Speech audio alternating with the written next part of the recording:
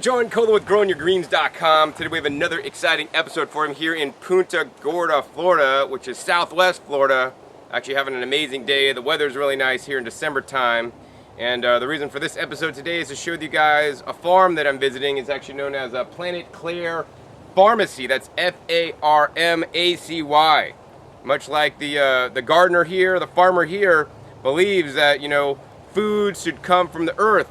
And more importantly than the foods that come from the earth is our medicine should come from the earth also. And food is medicine, as the great Hippocrates said.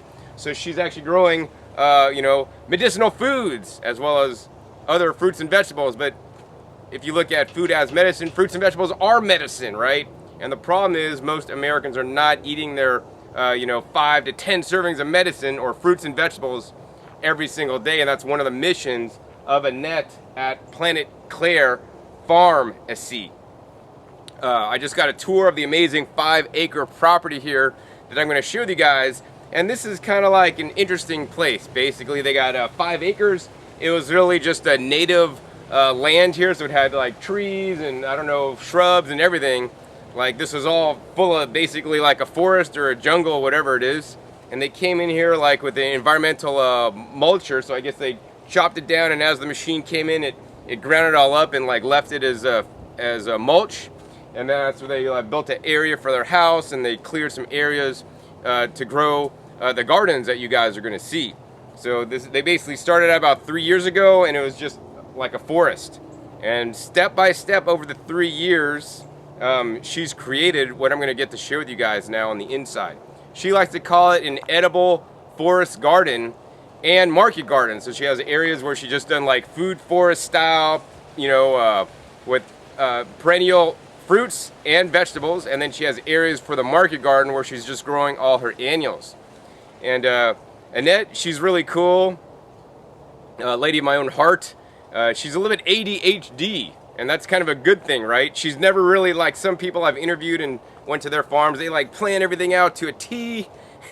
And this lady's like, oh, I think I'm going to put a food forest here. I think I'm going to work in this area today. Oh, I think I'm going to go over here and work on my raised beds today. And so she has all these different structures, all these different greenhouses, all these different raised beds, like growing all kinds of different stuff. And it's cool because she could just literally walk around her property any day of the week. And there's always some food that she could be harvesting. So she eats, a good percentage of her food off her garden without actually having to buy too much stuff here. Depending on, if she has her bananas and papayas and other fruits ripe, because she easily produces enough greens so that she just does not have to buy them anymore.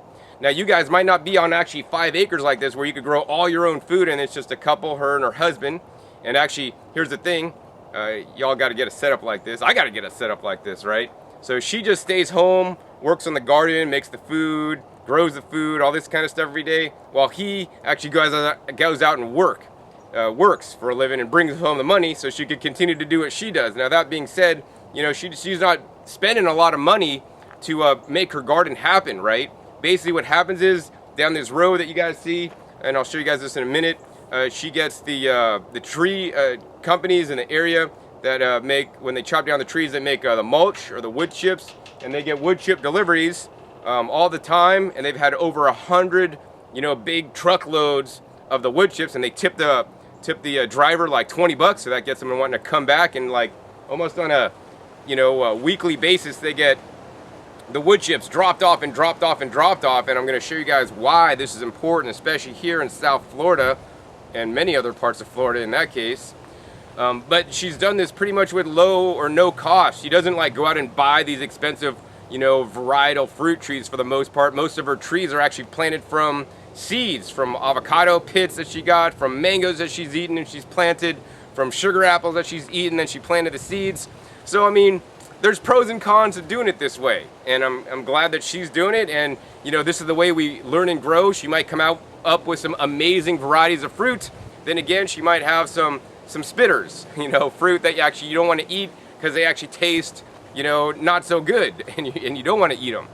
And, in the long run, she may not have a lot of food to be eaten if her fruit trees are, male or they actually don't produce. So I would always encourage you guys to do a variety. If you got 5 acres, yeah, start a bunch of things from seed. Have an area where you just planted seedlings and see what you're going to get. This is how we create new varieties and and create new genetics, and then also have an area where you actually could just buy some trees and stuff, and she gets a lot of hers on clearance and all this kind of stuff, trying to save the most money. And then you know, have an area for the ones that you actually bought, so you know you're going to get a production out of. So you could kind of do both and not just like one or the other, right? Do a little bit of both. She also has been adding things like rock dust, the sea minerals, the kelp, and one of her latest journeys that we might talk about later is actually she's getting into growing for high bricks, or raising the quality of her food, and she helps people in the area testing their food to see, you know, how good their food is, and then even like will help consult with them and even help make them grow better and higher quality food.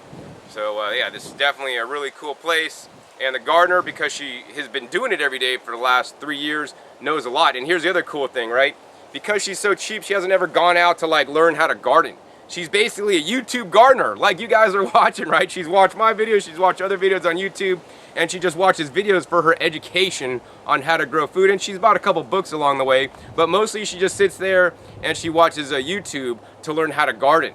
So she was really excited, I guess, when I came by to make a video. I guess her husband told me it like made her year or something. I mean, I just make videos and stuff and share cool people doing cool stuff, and that's why I wanted to bring you guys this episode.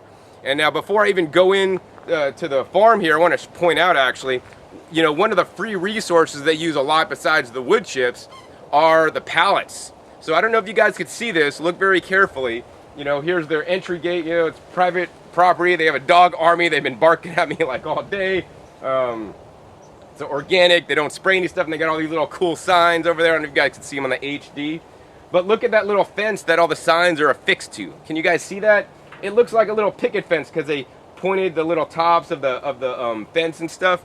And actually what that is, that's a pallet. They get free pallets, and they basically will turn pallets into a lot of things. They turn pallets into the chicken coop. They turn pallets into raised beds. They use pallets for all kinds of stuff. And they turned it into a little fence. So they have like a zigzag fence that is just made out of pallets, and sometimes they'll, you know, point the tops so it actually looks kind of cool, like a picket fence. So yeah, I like that they're really doing this on the free and cheap, and I know a lot of you guys may want to, or may identify with this and doing things free and cheap. So that's what I'm going to mostly explain in this episode.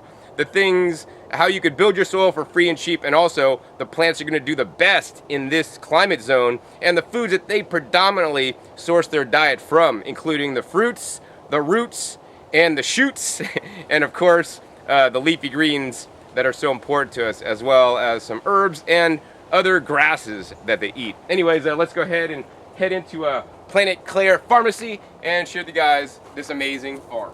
All right, so now I'm entering the property, and you know, they told me a lot of stories when we were just walking around, and one of the stories was they bought this property, it was just totally wooded. Kind of looked like that. It was just really wooded. And they bought the property, and it had a big rain, and like this whole property was covered in water. So it was flooded, and this is before they built anything or did anything. So basically they came in and they dug out this pond here, and to you know, so they could hold and capture water, so they have water, you know, during the dry season that they could pump out and water their crops with. They could also use this as a microclimate. They're creating a habitat for the creatures here, which is really great. As you guys can see, they got you know, bananas that we'll talk about in a little bit.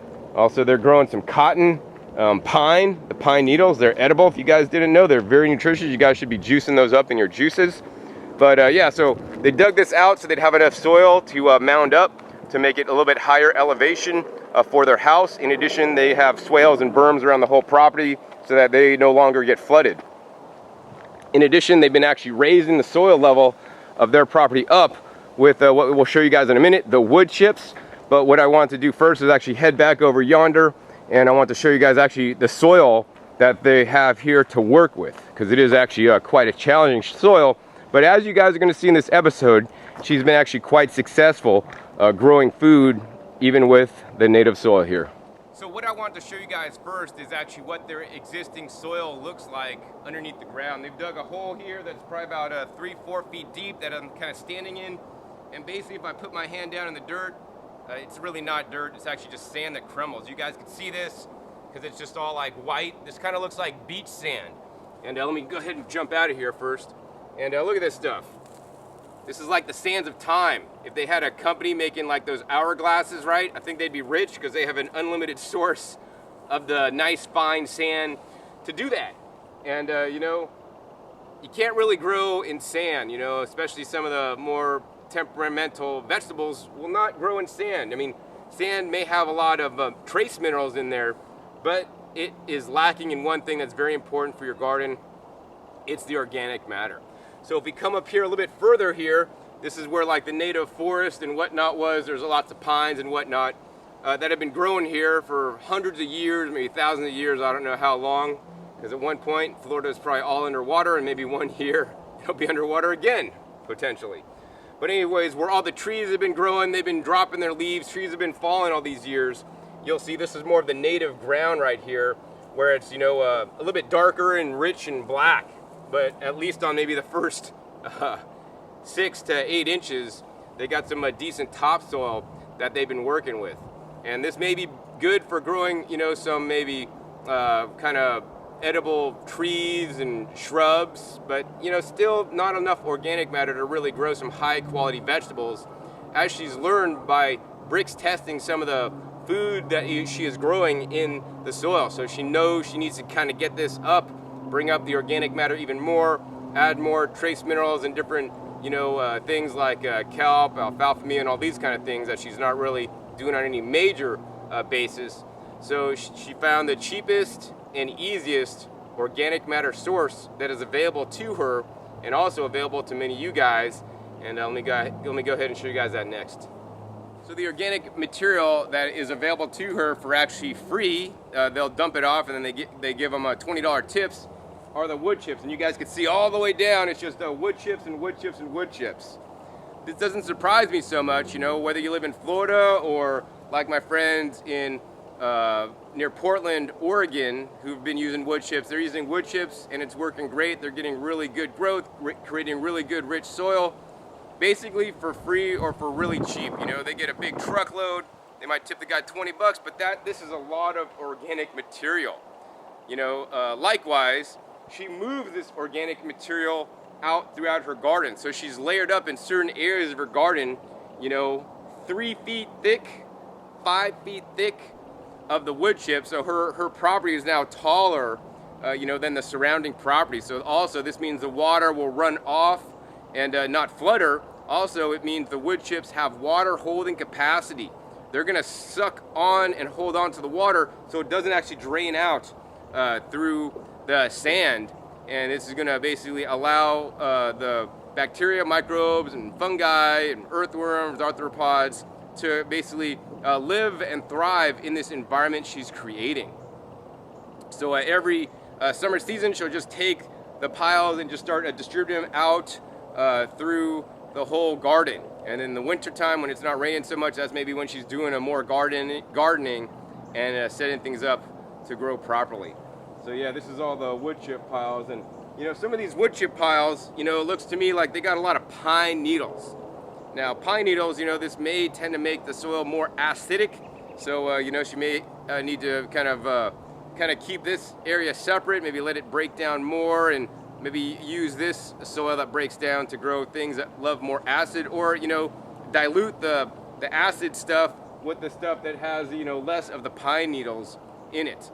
Now, aside from just laying down the wood chips on the property, which I'll show you exactly how she does it, which is very important to do it properly, she does another thing that's actually quite cool and unique that I actually haven't visited anywhere that does this, but this is another fabulous and amazing technique I believe you guys should use, especially if you have the acreage to spare.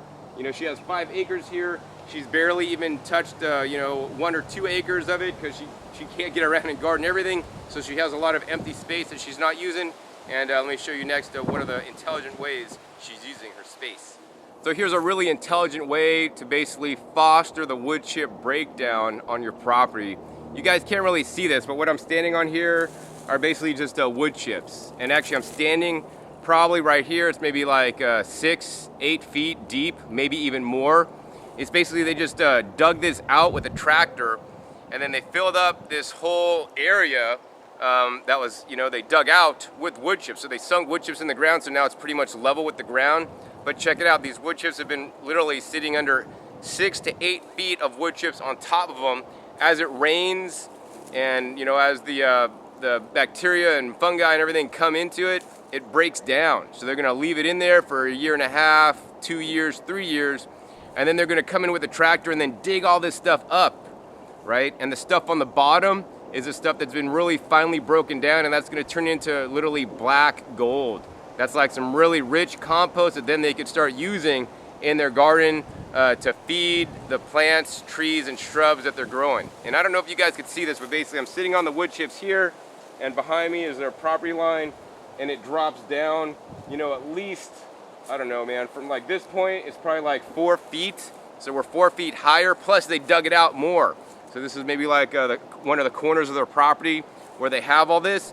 And what I recommended to them is like, yeah, that's a really good technique. What you might want to do is actually start this hole and label it, you know, whenever they started this a couple years ago, 2012 hole or 13, I don't know, whenever. And then next year, or, you know, the next year start another hole, the next year start another hole, and as large of the hole as you could, you know, get to fill up. And then come 3 years, harvest the first hole. Then every year you'll be able to harvest a hole and have lots of compost, you know, really rich black compost that really you didn't do much for. You just piled it in a hole and let it sit for a couple years, because creating this slow compost is definitely better in some respects than creating a fast compost that you're mixing, you know, the wood chips and whatnot with food scraps with. That's a hot pile. This is the cold method of composting. This is the method that actually I prefer. You know, produces a higher quality compost than the hot compost. Not to say that the hot compost is not useful, and actually they should incorporate some of that if they could get food scraps from the local grocery stores or whatever. You know, they should also have some hot piles going, which actually I haven't noticed. So yeah, so besides making this this hole and filling it up with the wood chips, you know, they're also mulching with it on the whole property, so it will retain water and actually make the soil in place, which is also very important. Besides being able to make it here, they're actually just doing it where they need it. So let me go ahead and show you the technique they're using, known as sheet mulching. So this is the technique I encourage you guys to use if you guys are gonna be spreading wood chip on your property. They're using sheet mulching. So what they're doing is, as you guys can see on this side, it's kind of like black and whatnot, and it's like kind of gravelly. That's like their little driveway or whatever. And right off their driveway, they basically pile down a bunch of cardboard that they get for free, and on top of the cardboard then they put the wood chips, right? And you could see the edge of the line where they actually didn't put the cardboard. They got this crabgrass stuff coming up, so they maybe should have went further. But if we pull this back, you can see underneath here, the cardboard ends up breaking down, and actually this is a really good example. All the crabgrass, it's all like brown and dried up, right? It smothers out all the crabgrass. This will smother out all the weeds and whatnot. I do not recommend just laying the wood chips down on the ground, especially if you don't have it deep enough, right? The weeds will end up growing up and through the wood chips, and then you're gonna have a bigger problem later. In some instances I've seen where you should put down, you know, 1, 2, or maybe even 3 layers of cardboard to make sure they're all overlapping so there's no seams coming up if you got bad weed issues, so that you could, you know, thoroughly cover the ground before putting down the wood chips. I know some other people may use landscape fabric or black plastic to put down. I do not recommend that, right? That stuff is not, you know, gonna break down over time. And, you know, the cardboard, well, John, the cardboard, man, it's got some glues. Most of the time they're using, you know, water-soluble glues, and, you know, hey, it's not the best stuff, but hey, it's free. And I try to always get the ones that are just the brown cardboard with minimal printing on it, not the, like the full-color boxes to put down for the cardboard. I find, you know, produce boxes generally work pretty well. But yeah, they've layered basically the wood chips on their whole property. So this gives the gardener a really good workout, moving all those wood chips. So this is how she's creating fertility, you know, slowly over time these break down and turn into the organic matter to add to her sandy soil. And this is very imperative to get good success in her environment, you know, doing it for a really low cost or no cost whatsoever. The next step I want to do in this episode, showing you guys how she's actually building her soil, I want to show you guys some of the things that she's been growing. So I think next I want to go ahead and show you guys her best producing fruit trees, and these are the ones you will want to plant first if you're establishing a new property, if you're buying a new property, or if you're just you know, starting to grow stuff out on your property. So one of the first fruiting plants that she started to plant are these guys. Many people might call them banana trees, but technically they're not trees because they don't have wood. Bananas are actually herbaceous plants. But yeah, she planted bananas, and she has banana circles in many different areas of her garden. Each banana plant will produce one basically rack of bananas. If we kind of move some of those aside, you might see some green ones up there if you look very carefully. Once the plant produces one shoot, it basically will not produce any more. It falls over. She'll cut it down, she'll compost it, and then there'll be new babies or side shoots, keikis, baby plants come up that then she could actually take and pick up and then move into different patches to create more and more banana circles that she has, like 1, 2, 3, 4, 5, 6, 7, 8, 9, 10 that I could see standing from this very spot. And sometimes she'll go on what's called Banana Island. I don't necessarily recommend going on Banana Island where you only eat bananas, nothing but bananas, because she has so many. I would, maybe use bananas and then blend them up with some greens or something like that. At least that'd be more nutrition than just eating plain bananas, because that might get old. That being said, she does have some very special varieties of bananas, including some of my favorites, the Nam Wah ice cream bananas, actually, that I tried earlier that were pretty amazing. And here's the thing. If you're growing your own bananas, they're going to taste far better than the ones you buy at the store that have been picked green and artificially ripened up with ethylene gas. And yes, even if they're organic. Let me go ahead and show you guys when she harvests her bananas. So one of the things Annette does on a daily basis is she basically walks her property to kind of see what's going on. She could check to see if there's the right fruit, see what needs some attention, what doesn't, before she gets started with her day. And just today, I believe, or maybe the other day, this whole banana plant fell over. And that was a good thing, because as you guys can see, the bananas are starting to turn yellow on the plant. She doesn't gas these bananas. If one starts to turn yellow, then the rest will soon follow. And so once this plant got so heavy, because the banana rack was so heavy, it mainly made the banana plant fall over, as you guys could see. So they're going to trim this up, compost it. They're going to take this rack and not leave it out, because mice and rats and all these vermin, ants will come and get it.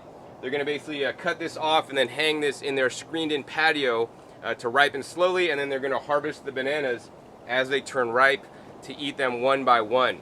In this way, the bananas ripen slowly, due to natural ethylene gas release from the ripe ones that will then ripen the unripe ones. And this way, there's more complex and better flavors that develop. So yeah, that's the only way I encourage you guys to let your bananas ripen. And yeah, sometimes sometimes the bananas won't fall over if they're too heavy. Then she'll see that some of them are starting to turn yellow. Then she'll actually just hack the rack back and then take that to her screened-in patio to allow them to ripen slowly and eat them as they ripen. So yeah, definitely really cool. Now, besides the bananas, which are probably one of her top producing fruits, she has another one that I want to show you guys next. So after the bananas, the papaya is her other fruit that she's producing a lot of. Now she starts all of hers from seed that she's actually gotten papayas from, and she takes them and throws them out. Papaya seeds are relatively inexpensive to buy, and I would encourage you guys to buy named varieties of the papaya seeds, of course non-GMO, to grow out, because then you're going to guarantee yourself higher quality fruit in some cases, or probably most cases. And so she just does randomly seeds, and she sees what happens. And most of the papayas she's enjoyed, and I kind of like doing this, but also of course I like having named varieties, like I think Red Lady, one of my favorite varieties. But yeah, here's a papaya. It's nice and ripe. Let's see if we can pull it off. Yep, came off really easy. And this is a ripe papaya that I'm probably going to get to eat a little bit later. She doesn't harvest any papayas until they're completely ripe, which also I encourage you guys to do, unless of course you're going to do like shredded green papayas. Now another thing that I learned about, let me show you two more things about the papayas that she's doing here. So here's an example of how some of her papayas are planted. Basically right here, she basically just threw down a whole papaya with a bunch of seeds, and basically they all shoot it up. So some of these plants are within inches apart from each other. Some of them are like, I don't know, maybe like 2 feet in between them. Some of them are male, some of them are female. She doesn't care, because she's experimenting and she's having fun in the garden and seeing what happens. Of course, she has patches like this, and then of course she has patches where actually she planted out the papayas, spaced appropriately, maybe like 6 feet apart. But she just wants to see what happens, and I think we need to all have this kid-like mentality and experiment. She does lots of experiments here, because especially if you've never done something before, and even if you learned it on YouTube, doesn't mean it's totally true in your specific instance. It's always good to experiment to see what happens. And especially if you got like 5 acres like she has here to play with, why not do that? You know, why not? Of course, if you have smaller space, then you might want to be a bit more, concerned and maybe experiment a little bit less with your space, especially when one of your goals is to, grow as much food as possible in your small space. I think I want to show you guys one more papaya that she's keeping and the reason why. So here's one of the papayas that she's actually keeping, but it actually doesn't produce fruit. Most people may just chop down the males because they're female chauvinist and they don't want the males on their property. But actually she likes to keep these because it acts as a pollinator. The flowers attract the bees. Also the pollen is useful for the females to get pollinated. Plus also she just likes the smell. And I think this is the first time actually I've come to a papaya tree that has flowers that I could actually smell. And it actually smells quite good. It's pretty amazing. So I mean, I know like when I walk into an orange orchard and I smell the citrus smell, this is a more mild smell, but it definitely smells, to me it smells like tropical. It reminds me of the tropics, even though I'm only here in South Florida, which is kind of like the subtropics. But yeah, definitely really cool that she's keeping the males and allowing them to grow as well to foster nature. So let's see, I mean, she has some other fruit trees I could show you, but they're all pretty small and many of them are from seedling, which may or may not do well in the long term. So I don't necessarily recommend the practice of growing seedlings from certain varieties of things. Some seedlings grow true and then those would be good ones to grow, but some you might not get any fruit or you may not know what you're gonna get. So I think the next thing I wanna show you guys in this episode is actually the roots.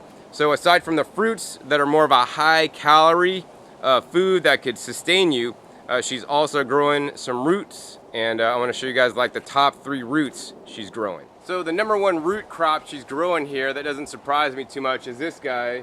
It's the sweet potato vine. She uses sweet potato vine basically as a ground cover underneath her fruit trees, underneath an area where she just wants it to fill with something. And she has, I don't even know, man, probably 100 patches of sweet potato vines growing the sweet potato tubers.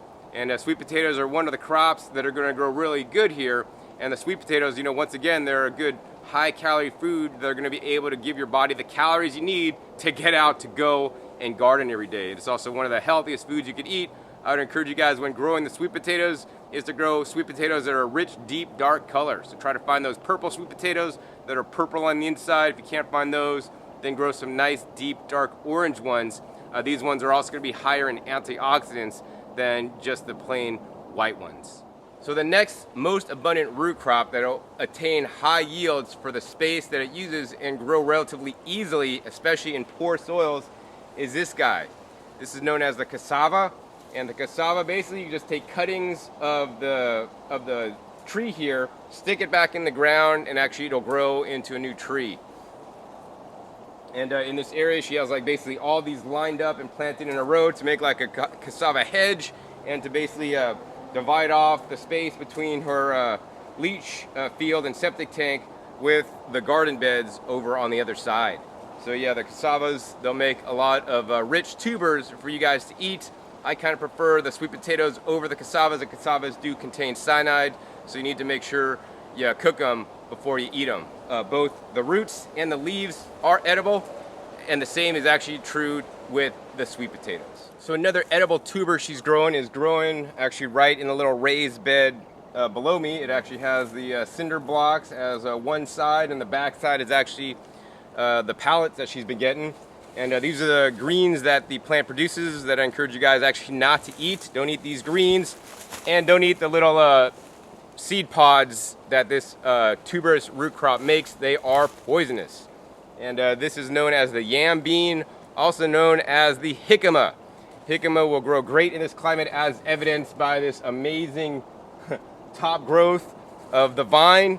And she's been digging the jicama out of the garden. Actually, she gave me one today, so I'm gonna get to try it later.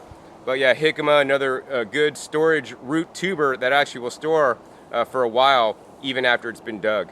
Of course, for many root crops, I encourage you guys to keep them actually in the ground until you're ready to harvest them, because then if you forget about them, they're going to keep growing for next year. And also sometimes if you take them out the ground and then you forget to eat them, then they're going to rot on you, right? So keep them in the living environment until you're going to eat them. I actually personally like jicama a lot because it's really good and delicious, edible raw. You could slice them into chips, dip them in a guacamole, you could cut them up into little cubes, put them in salad, and the other way they use them here actually is they ferment them. Fermented jicama is definitely really delicious, and you got to try it if you haven't already. I think that rounds out the fruits. Now we got the roots. Now we're going to get into some of the shoots and the perennial leafy greens that she grows. Now once again, this area of the video is for people that live here in South Florida, and these are the ones you will definitely want to be growing. All right, so on my way to some of these perennial greens, I thought I'd take you guys through a tour of just walking through her food forest. She's kind of lined it with some different palm stumps that she's cut down. It kind of edges one of the borders. And it's just kind of wild style in here, you know. I mean, she's one person, takes care of the 5 acres, and that's what she does. Wakes up every day, is loving life, enjoying life, taking care of all this stuff. Oh, this is cool. Like, for the first time in my life, I actually saw lemongrass. It's growing. She has lots of lemongrass, and I would encourage using it a lot. Lemongrass is an amazing flavoring, and has some definite medicinal benefits. But hers is actually going to flower and seed. Lemongrass is a grass. And this is what the flowers and the seed looks like, once they're dried and ready. And let's see if we spin around here. This is kind of what they look like, when they're not quite ready. And I just plucked some of these and put in my mouth, had a nice lemongrass flavor. And here's a coconut palm. Yeah, so if this was my property, around this little pond here, I'd plant coconut palms like, I don't know, every 12 feet. And yeah, they would take a while to produce, but man, coconut's one of the best foods. Oh, got an honorable mention here, the sugar cane. Didn't really talk about that, but she has lots of sugar cane growing, and sugar cane, definitely a really delicious food. And if I had this property, I'd grow areas and areas of sugar cane. And then of course, I would be juicing the sugar cane to have my sugar cane juice every day, because sugar cane is a grass. It can absorb up to 90 different minerals, as well as makes a whole host of beneficial phytochemicals and phytonutrients that are now starting to be researched. And check this out, here's a banana bud, and I just wanted to show you guys the bee activity on this banana bud. I mean, basically a lot of this stuff is just left natural. Oh, and check it out, now we're at some of the greens and shoots that I want to share with you guys. So for the first perennial green that she's growing, is this guy right here that I want to share with you guys. It's actually known as the chaya tree. And the chaya must be cooked before consuming, otherwise it is toxic. So she says she can't get rid of this stuff, and for me, that's a good problem to have. She could come out to her farm any night and just come off and pick all these little greens and cook them on up, and she could have a nice meal of cooked chaya. In addition, she'll take the tops off, she'll cut them down, and she'll just put these on the ground, and actually they'll shoot up new plants. So it's all propagated by cuttings. So it's really easy to do that. And if you live somewhere with limited space, this would be definitely one of the best plants to grow if you want to be able to have cooked greens any day of the year, because it just keeps growing and growing and growing. Now next I want to kind of move the camera down and show you guys what's growing underneath the chaya. So she's using all the available space to the maximum to grow lots of food here on these 5 acres. All right, so as you guys can see below the chaya tree, which is right there, below it she's got all these greens over here, and actually where I was just stepping, she has a bunch of fire ants. So I gotta make sure they're getting off me, because I was gonna film over there, but I'm like, I can't stand there. I'm not gonna get bit by the fire ants. Oh man, they're all over my feet. I got ants in my feet, or my pants. Anyways, what you're looking at here is known as the Gynera procumbens, also known as the longevity spinach is what I call it. I also learned this trip, it's also known as Chinese spinach. But yeah, this is an understory here, and just you have so much of this Gynera procumbens to eat. I mean, I wish I had this much. You could just come out any day and harvest a whole bunch to eat. She has once again multiple patches of this, so not all her eggs are in one basket where she just has one cropping. She has it on different places of her yard, so she could harvest from here, from over there, and over there. And I encourage you guys, if you have a lot of acreage, to duplicate a lot of the different things in case one section gets an outbreak of bugs, maybe the other section won't. So you're always insured and you're going to be eating your food instead of the food from the grocery store. So another edible leafy green she's growing is this guy right here. This is also one that I would recommend for you guys. It's known as the Roselle or Thai Roselle. It actually produces these little leaves that are nice, rich, pigmented color that you guys could eat.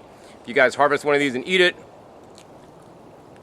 kind of tastes a little bit lemony, kind of like sorrel, and this would be good to add to a salad. This can be eaten either raw or cooked. But yeah, once again, she has different croppings of these in just many different areas, so she always has this available as a food source. So probably my favorite perennial leafy green that she's growing is actually right here. And actually I like this variety right here because it actually has a nice dark green leaves, and it has, if you guys look, it has a little bit of speckling of the white in the middle of the leaves. Let me maybe pull this off for you guys. Oops, you guys could probably see it closer on the leaves there. I don't know if you guys can see that, but anyways, these look really good to me. And what this is known as katuk or Psoropis. Definitely like it. It's grown here in a shaded area, so it's actually a really good flavor. I've had katuk where it doesn't taste so good. This gets partial sun here. Nice dark green leaves. This leafy green reminds me of it has like a nice nutty flavor. Maybe reminds me of eating some kind of like sugar snap peas and nuts at the same time. And this one actually I kind of like to break off the little tips on. I think this is the tip here. And the little shoots are also edible. Oh, a couple bugs there I gotta wipe off.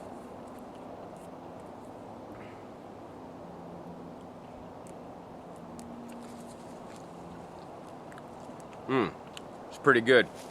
Yeah, so I mean, she has some croppings of katuk. If it was me, I'd probably put more croppings of katuk out there, and also try to, grow the more rare variegated katuk because it looks kind of cool. Some other leafy greens that I would plant if this was my property is the Okinawan spinach, which is kind of like the Gynera, except they got dark purple on the leaves. Another one that I'd plant for sure is the edible hibiscus, which has a nice lettuce-like leaves that have a really neutral flavor, and it just grows like a tree, and you could be eating off it year-round. And I'd probably have a lot of those around because actually those definitely one of my favorite mild greens to eat in the tropics. I think the next part of this video I want to share with you guys is actually her market garden area, which is actually quite impressive. She has all these different structures. She's been experimenting with all different kinds of techniques that we're going to share with you guys next. So besides the edible forest garden that she's growing here, she also has like a market garden. This is where she has all her raised beds and vegetables more for production, and of course the home use here. She's currently like experimenting with like different systems to get her practices dialed in before she starts offering some of these foods to the public. So we're gonna go ahead and go through these arches, and I'm gonna get to share with you guys actually some really cool ideas for making raised beds out of renewable resources that she got literally for free, and how to keep rodents and pests and cats, even dogs, out of your tender vegetables that you're growing. All right, let's walk through the silver arch, not golden arches. Show you guys what's growing. All right, so she has a lot of raised beds. This one just has like a window screen material over it, so the little baby sprouts coming up don't get eaten by pests. Here she's using some wire shelving to protect her carrots so that critters don't get in there. And then over on the other side here, if we look over, once again she's using like that the window screens and the wire shelving to protect her onions that are sprouting up from underneath. And so yeah, she's got a lot of her beds covered. Of course, something like the sweet potatoes, she doesn't really cover them. A lot of her raised beds are made out of wood, and maybe even sometimes just soil mounted up. Sometimes I'm asked, John, what do I do, man? The deer's getting my stuff, the rabbits are getting my stuff. Well, hey, build a little house around it, put a fence around it like she's done here with some simple, plastic fencing, rollout material. Here she's built a trellis out of some, rollout fencing, and here she has some more tolerant vegetables that don't get messed with, that are actually out from the cover. But over this area, this is the area I like the most. I mean, check this out. She has little like raised beds with hoops over them, and this hoop just has, once again, that plastic mesh material. Here's some chicken wire that she's built a little frame around. Her tender greens in there, like different brassicas and beets and chards and lettuces. this just looks really cool. I mean, in addition, if she had to, she could put like some Rime fabric over this to protect it and to keep it a little bit warm. So this might be a good technique if you live in a colder climate, not like here in South Florida. She's got all different kinds of kale and collards and lettuces growing. I really like how she's done this bed over here, right? She's got like 2 rows of celery, some red bok choy, green bok choy, and all different kinds of things growing, you know, all neatly in different patterns. Oh, and another thing I want to show you guys, I'll show you guys in a second what she's doing. But yeah, lots of different raised beds here in a nice little area that's fully wood chipped. So, you know, this is a great ground cover. So when it rains, you don't get all muddy. It's all wood chips. Also, you're creating soil fertility right here, right now. Oh, and here's some other raised beds here. She has a really big structure here, a hoop house made just out of a very inexpensive PVC tubing. And she's enclosed this so, you know, vermin can't get in. And her door, what is her door? Her door is a door. It's a screen door placed on its side that she actually just has these little like PVC locks. So you just go here and unlock it so you can actually get inside. So I wanted to show you guys more inside her hoop house here. She has lots of things planted. These are like snap peas and different kinds of peas. This bed she hasn't planted yet. Once again, the pathways are all nice and wood chipped. It just looks really nice. And down here she's growing like beets. She has lots of stuff growing here. More beans. And then in the back, I want to take you guys to the back to show you guys this. All right, so this is really cool. Let me set the camera down for you. So one of the things she's doing here to save money is that she saves her own seeds. So she told me, and I asked her several times, that she saved the seeds from her broccoli from last year. So she had broccoli plants that she bought from a seed company. You know, they basically grew. She ate the leaves, she ate the broccoli, then she let some go to flower and some set seed. She saved the seed, and then she saved the seed, and then she planted the seed right here in this bed. You know, in this little bed where she has all these plants, I see like maybe 3 broccoli plants, but a lot of them are crossed. Maybe with some bok choy, maybe with some kind of like, I don't know, mustard greens, maybe with some kind of collards or whatnot. But she has a mixture of different crops. Now, is this a crop failure because she doesn't have the broccoli because she saved the broccoli seeds? In my opinion, it's a success because she created more food and unique and different varieties. She has like a broccoli, you know, a bok choy cross now. Some of it's actually kind of flowering, you know, pretty early, and maybe it's gonna be little broccoli bok choy florets. I think this is really cool when you save your seeds and you get something totally different than what you were expecting and what you started for. And, you know, and to her, this is not a failure, it's a success because she, you know, was able to save her own seeds and save money, you know, and not have to buy new seeds. That being said, she might not have broccoli, but she's fine with eating anything she grows, and a lot of the stuff she may end up actually pickling it, or, you know, when she does get her market going, she'll sell this at market. And you know what?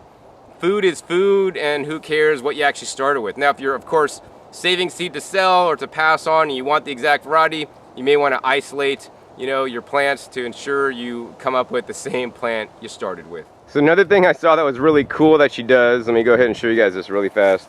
Instead of using plant tags in some instances, you know, here's some plants she started in the raised bed. And what she'll do is she'll just actually write on the raised bed in like one of those indelible markers actually what was planted here and the date. So I think this is a new raised bed because she only has like one thing written there, and this is the Romanesco broccoli she planted on 11/8, which is maybe a little bit over a month old. All right, so aside from her raised beds, we're gonna go into another area she's developing. You guys could see like there's some trees back there. The area's been cleared. This is area that she's actually moving into and starting to develop with her market garden. And let's see, we're gonna hop over this fence here. And what we're going to show you guys is actually all her microgreens growing. So instead of growing microgreens like you guys might be doing in the winter right now inside, she just is growing them in raised beds. And she has a very little compost on the top of these guys. Mostly it's wood chips that have kind of been broken down a little bit with a little topsoil compost mixed in. And as you guys should see, she has rows and rows of direct seeded microgreens. She just bought the microgreen seeds from MV Seeds. That's M as in Mary, V as in Victor, MV seeds, and she has lots of mustard greens and other baby greens growing. Like she has lots and lots of food, so she could clear cut these guys when they're young, small, and tender for higher levels of nutrition. And some of these are actually seeded quite densely, so you wouldn't really want to grow these out. But for microgreens, this is great. And man, she has lots and lots of stuff growing, including some peas there at the end, and you know, more beans along this edge.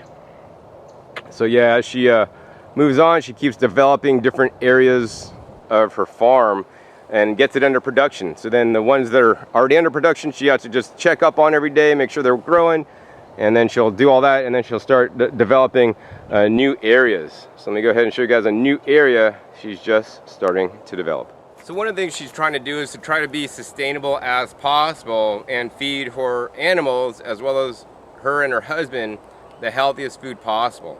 So instead of just simply feeding chickens grains, you know, they're actually growing those grains into food. As you guys can see behind me there, she has like a nice big fenced off section, and she's growing things like oat grass and other grasses for the chickens. And they're gonna let this grow up, and then they're gonna let the chickens get in there and eat it, and then poop, and then basically create fertility in this space. And then she could move this space into growing other market vegetables. Now what I recommend to her, since the oat grass just sprouted, to me, whether it's oat grass, kamut grass, whatever, wheatgrass, barley grass, it could all be chopped and eaten by us. Now I wouldn't just sit there and chop the grass and eat it in a salad, but what I would do is I would juice it before it got to the jointing stage. The jointing stage is when, right when it shoots out, you got a single blade of grass. When it joints, it'll actually start a second blade and have a second blade. So before it gets to the jointing stage, cut it back, and that first cutting, you're gonna wanna take it and juice it with like a single auger style juicer. If you're too cheap to buy a single auger juicer or a dedicated wheatgrass juicer, then you could actually just put it in your mouth, chew it up, and keep chewing it, walk around your garden, work in your garden, chewing it up until you get all the juice out, and then just spit out the cud, or I don't know, the pulp, whatever you want to call it. So you could get the nutrition out of the grass, and then furthermore, after it's cut, it'll continue to grow back, let it grow back, and then, let the chickens loose at it. So you're getting the highest level of nutrition out of the food you grow. And once again, the sprouts and the microgreens are some of the most nutritious foods on the entire planet. I think the next thing I want to show you guys is actually some of her experiments that she's done, because that's actually really fun to me, and we could learn from other people's experiments as well as some of the other cool things she's done to share some really cool ideas with you. So what do you guys see when you guys look at the pile that's behind me on either side? Do you see like garbage, junk, something that you got to fill up in your truck and take to the landfill? No. I see a wealth of organic matter, whether that's the wood chips they created on site from chopping down some trees, or whether you're looking at the logs and other things that could be used for, making raised beds, making little walkways. If you cut them into rounds, you could probably make cutting boards out of them. So many different things you guys could do with the wood. One of the things they have done with the wood in the past is actually they made hugelkultur beds where you actually bury the wood, and it said that the wood absorbs the moisture, it breaks down slowly over time, releases the moisture, as well as releases the nutrients as, bacteria and microbes and all these creatures get in the wood to basically break it down and turn it into nutrients for the soil. So I actually want to show you guys their hugelkultur beds next. So what I'm looking at here are their hugelkultur beds. Actually, they use, once again, those pallets. I think they cut them maybe in half and set them down in the ground, and they basically surrounded the pallets in the bed, where they actually first put down like logs and whatnot, and then mulch, and then they layered a little bit of soil on top, and they're growing things like these Matt's wild cherry tomatoes in it, as well as other kind of greens, maybe some collard greens and all kinds of stuff, and it looks like it's growing amazing. So this is a good option for doing if you want to conserve water and also grow a bed.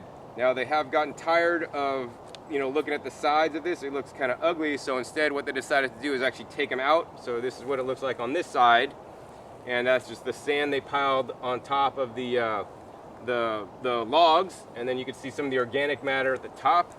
And what they're doing instead is they're taking now the wood chips, and they're just basically piling it up against the sides, which they think looks nicer than just the pallets. and also the wood chips are going to break down over time and feed the soil. Instead of the pallets are just going to kind of rot over time, and the nails are going to end up coming out and rusting and creating a potential hazard. So I wanted to show you guys this really quick. So here is the pallets that they were using, and this is one that still has the pallet. Here's one that's been partially taken off, so you can kind of see like all in here the really deep, rich black soil that they've been creating by wood chip in the top, letting it break down. You can actually see some of the roots growing along the side. And over on this side, what they're doing is they're just taking the wood chips and mounding it up to make like a little I don't know, cut off pyramid type shape, because it's like just slanted as it goes up to hold moisture in the beds, and also it looks a lot nicer than the now rotting pallets. So yeah, it looks like it's doing really good. And once again, I'm just trying to show you guys and give you guys ideas to excite you about gardening. The gardener here, farmer here, wakes up every day. She's excited to come outside to see what she could plant next, see how she could turn more of her acreage into a farm. And one day I hope to come back and she has it all completely developed, right? And she has food growing everywhere. So here's another really cool idea, actually I haven't seen anywhere else. What she has here is basically a liner to a truck, so like a truck bed liner, right? Sometimes you could find these on Craigslist, or if they get damaged, then maybe people that have trucks don't want them anymore. And so instead, what she's using it, she filled it up with some compost and mulched on the top with the wood chips, and she's growing different things in here, such as the sweet potatoes, right? Here in Florida, she has nematodes in the soil, so some things she needs to kind of grow in containers. And this is just basically one large container that can hold soil. Now, I know we might be thinking, John, it's plastic, man, it could be leaching some stuff, right? Well, plastic is not my material of choice to use. I'd rather use maybe some wood, some stone, some, rocks, fallen trees first. But hey, if it gets you growing and it's a free available resource that somebody's dumping out, I would say use it, right? I think the risks are minimal, especially if you got good soil, breaking down and all this kind of stuff. And the benefits, of course, what's the benefit of growing your own food in a truck bed liner that may be leaching?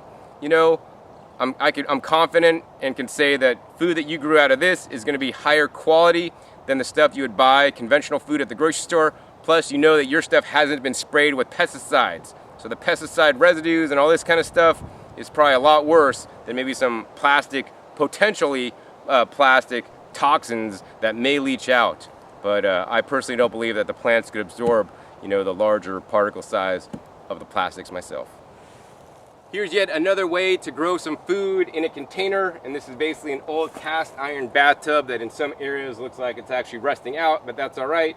She's filled it with some good soil and she's planting in it, and she's got it actually mulched down below it, and over the top she has basically a screen with a nice frame so that cats don't use this as a litter box and other vermin don't get in there to eat her tender vegetables as they emerge from the compost. So along with growing things in unique ways and unique containers, she's also experimenting with new and different seed varieties. This is something I wish I could do, because I travel so much, I'm not able to start all my things that I grow from seed, whereas she's the exact opposite. Everything she grows is from seed, right? Most of the things I grow are from transplants because I'm traveling so much and I don't have the time to literally, plant things out and then transplant them up and all this kind of stuff, right? And which way is right or wrong? I mean, they're both good. It depends on your particular situation. I like that I'm able to get a good wide variety of plant starts from the locally owned nurseries near me. Now, she buys a lot of seeds mail order. Buying seeds is definitely the cheaper way to do it. And she gets a lot of good varieties and rare varieties to try that I get to see on my travels, like today. In this raised bed, as you guys can see a little bit, it was a raised bed. She took off the sides and she's doing the mulch up the edges, which is nice. She has different kinds of bok choys and herbs in here, some peppers.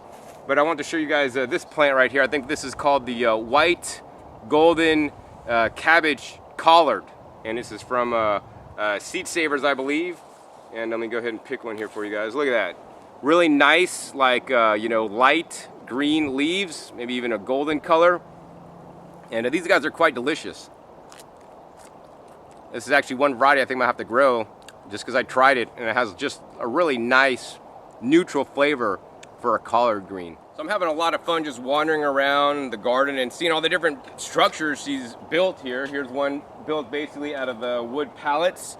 You know, she's got it basically, it's a pretty high, and then she's basically put the PVC tubing over the top, as you guys can see, and then she's basically got the roll-out fencing over the top to use as a trellis, so she's growing things like really tall. Actually, in this case, I think she's got a lot of eggplants growing up there, but you could easily grow beans or cucumbers or other things. And yeah, oh, another thing she likes to use is actually over there. Didn't show you guys, but basically she likes to use those portable carports. She takes the bottom legs off so it's not super tall, and then she could, wrap the wire fencing around it to keep the animals and insects out. She puts like a screen door, like an old screen door on it as the entry door, and she could have raised beds inside. Yeah, I mean, I could just probably wander around this 5 acres all day, and this video could be like 2 hours and showing you all the cool stuff. You know, I thought I want to really reduce the video and just show you some of the really coolest stuff that I like, because actually I got to get going to a talk I'm giving tonight. But I think the last thing I'd like to do in this episode is actually interview Annette, the farmer slash gardener here that's been growing all this stuff, ask her why she does all this stuff, and also ask her about how she learned how to garden, and more importantly, ask her a few questions about maybe some of the better crops to grow down here. One of the things she has had challenges with is the zucchini, so I'm going to be sure to ask her what she grows instead of zucchinis, that grow without problems. So now I have the pleasure of interviewing farmer Annette, and this is her amazing garden that she did with her own 2 hands over the last 3 years. Everything you guys saw, it's definitely been really cool, and today we're going to ask her some questions about what motivates her to get up in the morning to actually put in all the work to do this. I mean, there's a lot of work that has gone on here. You don't understand, like, the amount of wheelbarrow load she's taken of the wood chips and just distributed it all over her property. This is why she's in like really good shape, one of the reasons, and she eats healthy and the food that she's growing out of her garden. So Annette, what motivates you every day to get up and work in the garden? I just like to be outside. I like to grow food. I like to dig in the dirt every day from sunup till sundown, moving mulch and eating good food. I just love it, all of it. There isn't any one thing that I can say that I love more than anything else. It's just growing things and being outside. Yeah, I'm gonna encourage you guys to do whatever lights you up, man. Do what excites you about life, right? Life's worth living, and it's not, I don't think a good life is sitting at the TV and watching TV all day and eating your chips and drinking your Cokes or drinking beer or whatever, right? We need to get out and move. We're designed to get out and move and do work. And so, Annette, another thing I want to ask you about is actually, some of the special things you grow down here that you've learned does well. So I know you've had challenges in the past with growing zucchinis, but you found maybe a couple of different things you grow instead of zucchinis that you could use like zucchinis that doesn't have the problem with the little squash bugs. Right now I'm trying to grow food all year round, so I found that I can get some of the Asian vegetables that will grow, and the calabash long and nam tao yao are 2 types of, I did it just because of the name, and it's fun. That's how I picked the seed out. It was fun. But it grew, when it was real small, I could use it like zucchini. All summer long it grew over the top of the chicken coop, and I spiralized it, we cooked it, and then when it got bigger I was able to use it to make things. It's a giant gourd, so it'll grow up to 2 feet long, and I still have to experiment with making some bowls maybe out of it. And other than that, we'll grow the sweet potatoes. We can eat the leaves on sweet potatoes. They'll grow all summer long. Winged beans, another one that will grow all summer in the heat. And I'm still looking for more crops. Some of the Asian greens will grow. I just have to still experiment. It's all fun, and it's experiment all the time. Yeah, I want to encourage you guys to experiment more, I want to encourage you guys also to use your tried and true varieties that or if you're new into gardening, seek out local people in your area that have been growing. A good place to meet locals is go to your farmer's market, ask the farmers, hey, what do you guys grow that grow well? Or even better yet, look and see what they're selling, right? And then just grow those same things. They're probably going to do well for you. And of course, I always recommend, growing the good solid ones that is going to perform, and then, also growing experimental ones so you could actually push the envelope. That's what I've done in my climate of Las Vegas, to find lots of things that'll even grow through 100+ degree summers for months on end. I mean, one of the things that will grow in Vegas that Annette also has grown is the loofah. Want to tell us about the loofah and how you eat it when it's young, and then what you do with it when it's older. The loofah will grow, it's growing in the food forest like crazy, the vining everywhere, but we have to make sure to get it to eat when it's small, and we'll saute it up, it's like a zucchini, and it'll grow really fast over the summer, and before you know it, they're too big to eat, which we have plenty of loofahs available right now for bathing. Yeah. Cool. And the other pumpkin or squash that I want to talk about today is the Seminole pumpkin, which is actually native here to Florida. So do you want to say a few words about the Seminole pumpkin and how it grows literally year-round? The Seminole pumpkin is vining all over the property. They're all summer we have mostly male flowers. Occasionally I will get a female and get a pumpkin, but right now they're coming in like crazy. They do like a little bit of cooler weather to flower, and other than that, they're just vining all over, like miles and miles, all over the property. Yeah, and that'd be another good storage food for you guys, that want to eat food that you grew that's a good caloric rich source.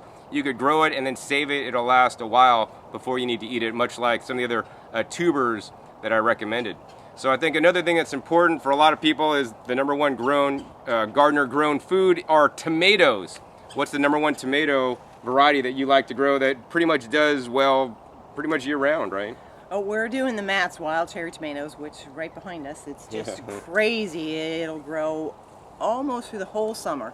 It dies out a little bit in August and September, but then I'll go around and eat them and spit the seeds out, so they're growing all over the farm. They just grow.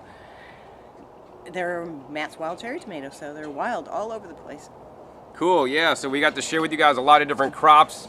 Me in this video showing you guys them, and then Annette sharing with you guys some. So if you live in South Florida, these are the ones you want to plant, right? Why do experiment when you know some tried and true varieties? The next thing I want to ask Annette is maybe more about like how she uses a lot of these greens. She's growing a lot of food here, even more food than I'm growing, but I'm in a much smaller space, of course. How do you use some of the food that you grow here, Annette? I mean, so many different leafy greens and sweet potatoes like coming up everywhere. A lot of the greens we also use to feed the chickens, and I do a lot of fermented foods. I'll use the mix of cabbages and even the kale with some carrots and daikon root and make a kimchi. And sometimes I'll just ferment the greens, shred them up in almost like a sauerkraut style. And we feed some to the chickens. They enjoy that very, very much. We also use the sweet potatoes, and we use the greens in making the homemade dog food. We do all of our dog food homemade, and we have our 4 little dog army that we feed, and we're real happy giving them the good stuff from the farm. That's awesome. So what do you feed your dogs particularly, and how do you make it? Because I know a lot of people with dogs, are still feeding them the dog kibble, which is probably like GMO corn and soy in there because they put the cheapest stuff in the dog kibble. I do not encourage you guys to feed your dogs dog kibble. It's a really bad processed food for your animals, and I definitely would encourage feeding them, a lot of the fruits and vegetables from your garden. What I do, we'll usually get chicken or turkey, naturally raised, and we'll cook that down and add some type of brown rice. Sometimes we use oats, we'll use barley, and then we mix up all the greens, the sweet potatoes from the garden, different root vegetables. We'll use bananas. They actually absolutely love slices of bananas, just raw bananas, and they eat the papayas raw. They eat a lot of things on the farm that you wouldn't expect them to eat, but they're always in the kitchen when we're cooking, so they're trying to eat everything that's there. Cool. Yeah, I mean, that sounds like a great recipe. You got the meat also balanced with some vegetables and leafy greens and the root crops, right? I think diversity in your diet as well as your animal diets is really important so that you all could have higher levels of health. So Annette, I know another thing that you've been getting into recently is the Brix testing that I have been showing on some of my videos. What have you learned about Brix testing when you tested other people's stuff and your stuff, and how is it motivating you to become a better gardener? Right now I'm just really getting into doing the Brix, and I found out a lot of my gardens, what I'll do is I'll start an annual garden and it will end up turning into more of a food forest. So I have yet to keep my annual gardens in the same area. So I'm finding out that the ones that have been in the same area the longest, the soil breaks down and it ends up having the highest bricks. And the new gardens, we'll check back in a couple of years and see, but the bricks on the older gardens are just wonderful, and the food forest, the fruits are just off the charts right now. They're just great. And so with the newer gardens, the bricks is lower, right? The newer gardens right now, the bricks is lower, and I'm using a C90 and a kelp spray, and also a compost tea spray that I use on them. Hopefully I'll raise up that bricks real fast. Yeah, so for those of you guys that don't know, bricks is basically a measure of the plant solids. You know, people think it's just for the sugar, but it's also sugar and minerals and proteins and all these other things. So I'd encourage you guys to check one of the episodes I did on bricks. It's a very important tool that we could use to grow higher quality food. I wanted to ask you, Ned, about maybe you had a friend that you tested their nice, big, huge head of romaine lettuce. And how did that bricks out, and how does that compare to like, you know, what it should be? I actually have a friend who's doing hydroponics in his wonderful garden. It just absolutely looks gorgeous. The romaine is giant, and it bricks out really low. So he's going to be adding some more nutrients to his solution and hopefully bring that bricks up. But another friend of mine who has the same garden in the same place for 3 years now, and he has just awesome greens, and his bricks were off the charts. I looked it up on the computer, and it was off of the excellent, and the taste is just amazing. Now he's been gardening in that same area for over 3 years. And that's what I need to do. In the soil. In the soil. And it's like all building this his was all soil. in the soil. Yes. Yeah, so I mean there are certain practices you could do, like adding the rock dust, adding kelp, adding the sea minerals, as well as other things that you're still maybe deficient in to raise up your bricks. And now when you raise up the bricks, you raise up the flavor profile, so it's going to taste better. You're also raising up, you know, and you're going to have higher levels of nutrition. Also, more importantly, your plants are going to be healthier. What does that mean to you as a gardener? When your plants are healthier, that means it's more pest and disease resistant. So you might get one plant that has aphids, and that might be a lower bricks because it's not as healthy. And another plant that has higher bricks is going to be basically immune from pests without you even having to spray Dr. Bronner soap and neem oil on it, right? So we all want to try to achieve higher bricks levels, and I'm glad Annette is, you know, going down this path at least to be aware of the bricks and to know that, you know, some of the soil that she's been working for a while is getting to be higher bricks, and this shows that she is on definitely a better path. So I think, you know, adding more organic matter is something that could do it, and of course, if you're, you know, if you don't want to go through the trials and tribulation of starting with low bricks and then getting higher bricks, that's why I like to bring in a lot of, you know, already composted materials, including worm castings and rock dust, mix that up myself so that, you know, I could have high bricks or higher bricks foods from the get-go. And, you know, much like Annette, you know, not all my food is always high bricks. Some of my stuff is lower, some of my stuff is higher, but if I test it and I see that it's lower, then I know that that bed or that growing space needs some attention, and I could focus on that, you know, to improve my gardening style. And that's basically what she's doing here. She's experimenting, seeing what works, seeing what doesn't, being able to share this with you guys in this episode. And so hopefully you guys could do it too. And she's going to continue to do the practices that has been working for her and getting her excellent results. So Annette, what's one of the practices that you've been doing that you really want to share with people that you think they should all be doing? Right now, the main thing we're doing is just letting the mulch compost down. And what I've been doing is putting the mulch in the pathways, and then after the rainy season, I'll take that mulch that's broke down and I'll put that up into the grow beds. Then I'll replace the mulch in the walkways with the fresh mulch that I just got in this season. And the mulch just breaks down really, really quick. And then as I put it into the beds, it'll feed the plants faster because it's breaking down quicker. Wow, that's a really good idea, because it's like the walkway's right next to the bed. She just digs it up and turns it in, and then she just puts new stuff down. That's a great system. I like that. I've never heard of that before. So I guess I got to get going here. So the last question I have for you today, Annette, is what's a message or things that you'd like to tell my viewers that you think everybody should be doing, or words of wisdom, you know, as a gardener?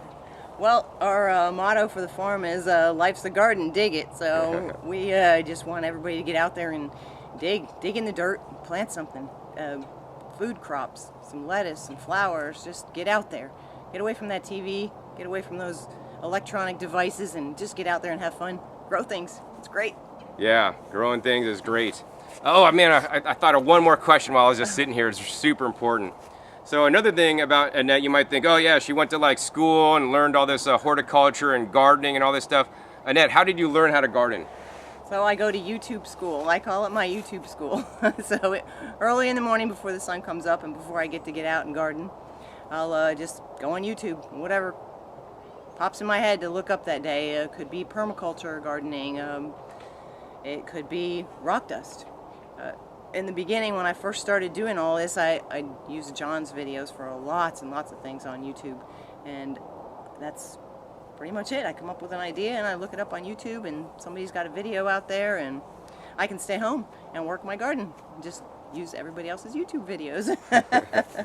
Yeah, so she got her education on YouTube, and if you think, you can't do it, well, hey, she's doing it. And yeah, is everything she plants grow successfully? No, some things doesn't make it. But as you guys saw in this episode, I mean, now it looks like to me mostly she has successes, and she learned all how to garden on YouTube. And you guys could do it too. You guys are watching this video. You guys saw what she does, especially if you live in South Florida. You guys got to get out there and garden. You guys know the exact varieties, the best things to plant now. After watching this video, you saw some of the techniques she's doing that has been growing well and working for her. Just do what she does so that you don't have to have a big learning curve and, have failures. And I don't even call them failures. I call them successes. When you fail at something, you successfully know how not to do it the next time. All right?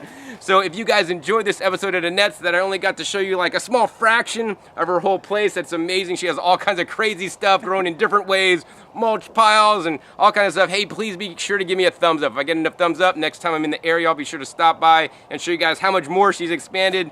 One day, hopefully I come back and it's like she's got the whole 5 acres under cultivation and she's got it all dialed in, and she's gonna be producing so much more food than her family could eat. So she'll be selling it locally and doing all kinds of other cool stuff with it. Also be sure to click that subscribe button right down below. I'm still in South Florida for a few more days. I might have a few more episodes coming at you from down here that are always cool and exciting. I always learn new stuff when I visit new farms and places that I visit.